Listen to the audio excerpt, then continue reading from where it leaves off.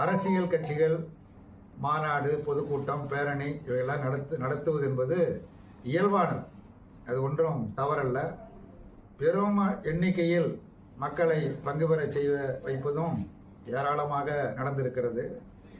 என்ன வித்தியாசம் என்று சொன்னால், தேசப்பிதா காந்தி அல்லது நேரு, தமிழ்நாட்டில் காமராஜர், அண்ணா, கலைஞர், ஜீவா, ராமமூர்த்தி,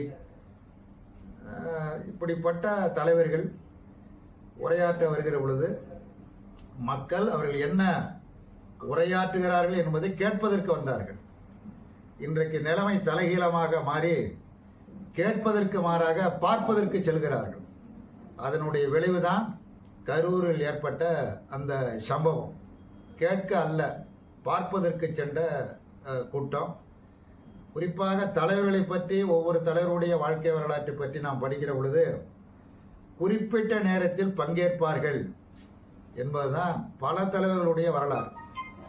மாலை 6 மணிக்கு கூட்டம் என்றால் 5:55 மேடையில் இருப்பார்கள் என்றுதான் பலருடைய தலைவருடைய வாழ்க்கை வரலாறுகளை கேட்கிற பொழுது, படிக்கிற பொழுது நாம் தெரிந்து கொண்டிருக்கிறது. இப்பொழுது மாடல் மாறி இருக்கிறது, பேஷனாக மாறி இருக்கிறது. காலையில் 8:45 கூட்டம் என்றால் 2 மணிக்கு அந்த இடத்திற்கு செல்வது.